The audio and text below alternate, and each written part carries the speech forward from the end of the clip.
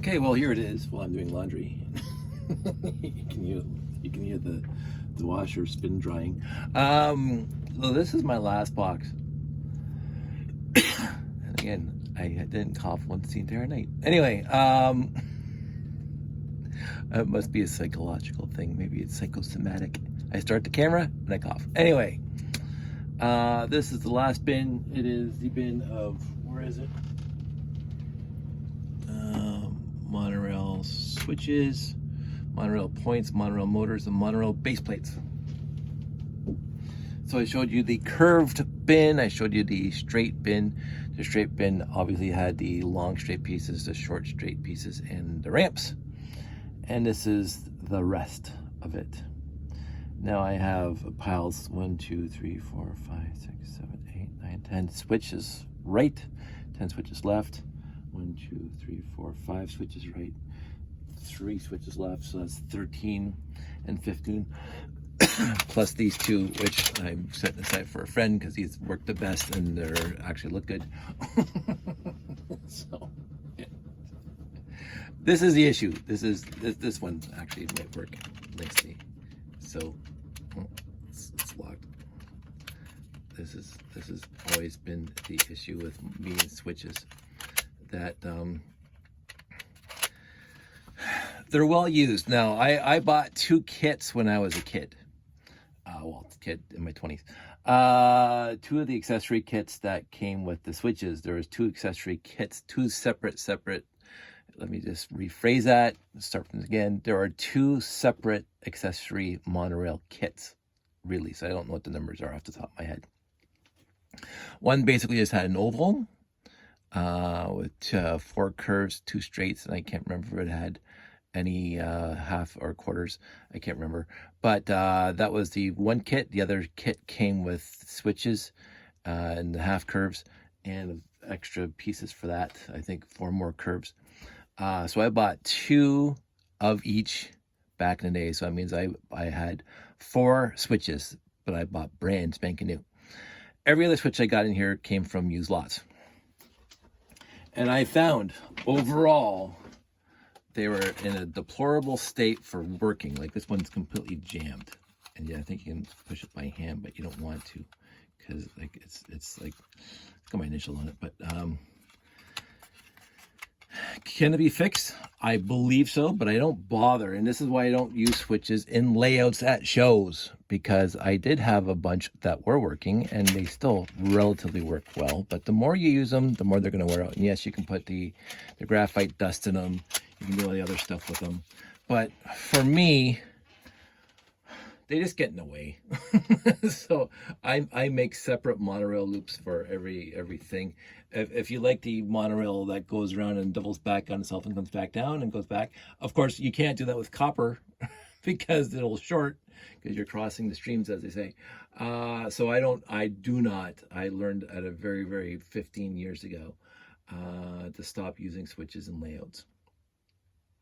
And I did, and I never went back. So I have all these switches here. Most, I guess, are working. Some are not properly. And I want to say this in a non-differential way. I don't care, because I don't use switches and layouts right now. And if I get to the point where I must use a switch and layout, then I'll worry about it then. But for now, I have 15 of one, 13 of the other. And they sit in a box. They really honestly do sit in a box. And I'm okay with that. So that is what it is. I will say the story time, and I mentioned the story before, but if you're new here, this is the story. I went to Valley Village a bunch of years back. Just, I don't know, Sandy and I were there. It's got to be 4 or 5 years ago now, if that. But I mean, maybe more. Sandy's got a better knack of remembering specific dates than I do. I just remember the story. So we're at Valley Village, and I'm walking down the toy aisle, and it's almost like it was an electric shock. Like I actually physically shook, like I was just shocked, because and it was just hanging there on the wall, close to the bottom, a big bag, $19.99, and I could see switches, I could see monorail track, I could see trans dark blue, and immediately I knew right off the top it was a 6991 for 1999. Now, I didn't know all the pieces were there. I had no idea. I had no concept of how all the pieces. But and Sandy was like 5 steps behind me, and I'm just stopped dead in my tracks. And she walks up to me and she goes, "Isn't that monorail?" Yes, it is. So I grabbed it immediately. It was 1999, and we took it to the checkout counter, got it home, and I knew it was missing the big black raised base plate. Obviously, that was not in the bag, but the 16 by 32 small black base plate was in there, and all the other pieces were there as well, including the motor, the monorail bases, the battery box, which was in good condition, did not have acid leak in it, and the wire was crap because, of course, all those old wires got zombified. But that's irrelevant to me because I make my own. So I got it home, had the 2 switches. It also had extra track, like a 3 or 4 straight extra track, a bunch of small quarter tracks, more points. And curves. So it just didn't have I think the 6991 comes with 4 large curved, and this had like 6 or 8. It was fantastic. And this is where these guys came from. Now, some of it was faded. As you can see, some of that is, yellowed a little bit. And I didn't mind that because I got like an entire 6991 minus the base plate plus extra track for $20. So, and I got a lot of this stuff from my buddy Mike, who was running Lasting Toys, and I bought his monorail off of him. And I acquired a bunch over the years in used lots and on eBay. Back in the day, on eBay, way back before they started jacking up the prices, I would see a lot of monorail, and I would say $15 for a switch, $15 for a short curve, $2 for a round, $10 for a straight, $2.50 for a quarter straight. And I would bid on it. And if I lost, I lost. If I won, I won. And I won a lot.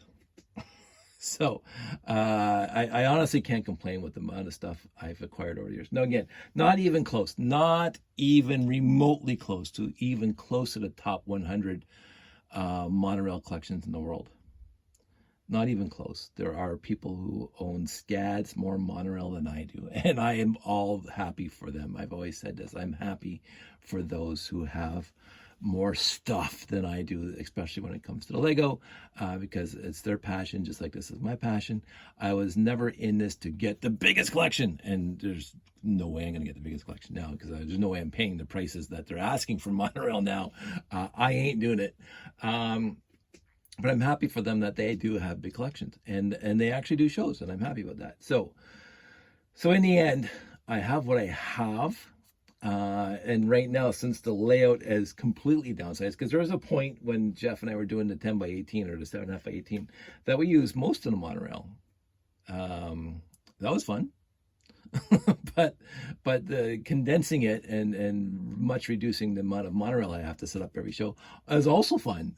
So I don't mind. The other thing I want to show you is like some of it gets, and it's different plastic. So you can see that this didn't yellow and that didn't yellow, but this yellowed and this yellowed. It's the same thing. And underneath, like, it didn't yellow at all because, of course, that side didn't see the sun. So you can see just how odd the yellowing process is. I got that in a used lot.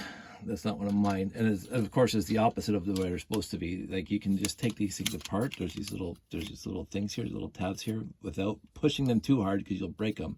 You can pop that out and put it on the other side. Should you so desire to do that. Here's the other one that's yellowed. These things come off the same thing. The other one is this guy. I got this in a Value Village bag. So I have found monorail. And not just a 691, but I bought a baggie of used Lego brick at Value Village, and it had a quarter straight in it. Sure, that was fun. And I got one that had this in it, but it's missing that. But and again, you pop this off and you use it, because I've done this so many times. You use it as a straight piece. You just take this piece off and just use this instead of and it has a little gap in it, but you can hide that or whatever, who cares. You can use this as a regular half straight piece. I've done that before in layouts where I just needed basically a half straight. I'll do this instead of using 2 quarter pieces. Saves me putting them together. So I have all these guys, like tons of these guys. I didn't do all of these, but I did some of them, and it just makes my life easier to find. And again, use lots. That's the way they came. I think I've taken 3 or 4 apart myself without breaking them, but in the end, you know, it is what it is. The other thing is these guys. This guy, see this guy. This isn't all of them. I'm missing some. I don't know where they are because I have this guy. So this is me taking a Dremel to base plates for monorails, monorail base plates. And you can see on the top one, that's exactly what I did, except I made a 2x2 instead of 1x4. So this is a 2x2 cutout, and this was a 1x4 cutout. The 1x4 cutout I did first, but then I realized when you put it back together, there'll be a seam. If I had the right base plate, I don't know where it is. Maybe it went to the bin of doom. But I did the 2x2. So basically, if you want to put this thing back together so you have the full base plate, monorail base to build on, you just put the 2x2 back in there and you brick it in. Now, I'm waiting for somebody to 3D print these guys where this is removable, or just 3D print this guy on its own so I don't have to cut any more base plates. Hint, hint, anybody out there with a 3D printer who wants to either do a 1x4 or a 2x2, they'll sketch it up and then print it out. I will be a test platform. I'm gonna be, you know me, I'm gonna be able to test monorail pieces. So I'd rather have a 2x2 than a 1x4. I find the 1x4 does come off easier than the 2x2. You can build a 2x2 into things. But to get off of this platform, because all the monorails that were released, okay, all 3 of them, 699, 699, and 8399, whatever, the 6399, oh yeah, 6399, the airport shuttle, they all relate on these guys. So you really can't get outside the scope of these guys. Now you can go 6 wide, you can go 2, like you can do a variety of things with these things, but I found it a lot more fun just to build your own from scratch and just brick build them and just have this piece connecting to the motor. While we're here, I have plenty of motors, but I can only find 2 right now because I think the other ones are in storage for shows just in case, because I always bring spares to shows just in case, and not one for me has ever stopped working. After all these years, not one monorail has busted on me after all these years of doing shows. No, this is not just 15 years, this is 20 plus years of doing shows. I think it's 20 years, 2002, we might have done the hobby show. And Jeff and I, maybe a little after that, I can't remember now. But I never lost a motor yet. Have not lost a motor yet. And I mentioned again, and I'll tell the story again because some people watching this probably didn't hear it the first time. I went on Bricklink years ago because I wanted, because there was in one of the plans that was never came to fruition, the original trademark or whatever for these guys, is they had a connector bogie that didn't have the motor on top, but it looked like this. It had these pieces on it, so you could daisy chain the monorail bases together. And I wanted to do that, and I said, well, who's got a monorail motor out there that doesn't work? I'll buy it off you. And somebody in the world said, I got one that's dead, can't get it working. I'll sell it to you for $10. Sure. I've wasted $10 before. I'm not above wasting $10 again just for an experiment. So he ships it to me, and he was right. It did not work at all. The thing wasn't spinning. We connected the power to here. Nothing. And so what you do is that you very carefully listen to me, kids. Very carefully drill out these 4 white little connectors, which will separate the top from the white from the black. Pops off. Again, do not pull it off quickly, because there's some gizmos in there and doodads in there that you could break. And so I thought, this is great. It's a dead motor. Who cares? So I took the top off. The motor's actually built into the white. It's kind of glued into the white. You can't take the motor out of the white without actually wrecking the cowling here. So the motor is glued in. The circuitry is soldered in to connect to the motor. But the white is not connected to the black except for those things there. You take it off, and this little sliding thing, you have to be very careful because the motor fits through that. There's a little circle in there that the motor itself with the gear on it fits through, blah, blah, blah. But it does come apart, and I said, okay, that's fine. And then I played with just the black piece for a while, and I experimented with connecting all the different base plates together, the monorail bases together. And then I thought, let's just put it back together, see what happens. And I'm still using that motor to this day. It worked the second I put it back together. My thought was, because on the bottom here, where the motor is, there's a circuit board that the motor shaft comes through, and on the circuit board is the circuitry, and this thing basically slides two little metal tabs back and forth. They go forward, off, and reverse. So it just kind of goes floats across that circuit board, and I don't think those tabs are touching the circuit board, and that was the extent of it. So I put this thing back on top, and it started working immediately, and it's been working ever since. And I didn't drill these things out so much though that I couldn't put this top back on and have it hold there. Like if you pulled on it, it would come apart. And I don't think anyone uses it. I think it's in the box where I'm using it at shows. Actually, yeah, because it's in the white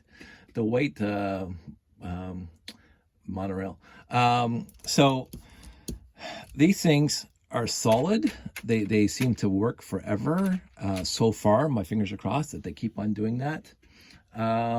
You just get a 9-volt battery box and a wire and connect them, and you're good to go. You're honestly good to go. No, you don't have to go to the extent that I'm going through for monorail, where I'm copperizing everything. Like even a switch here, I've copperized this guy. So just because I can. And again, the copper does come off if you want it to. Again, this is the problem. See, this just comes up, and I have not come up with a good solution for that. This is my bane. Because if it wasn't for that, I'd be golden. I'd worry about the brushes, but this is the debilitating part of this little thing I got going on here. And the second I come up with a valid solution, I've been thinking about crazy glue.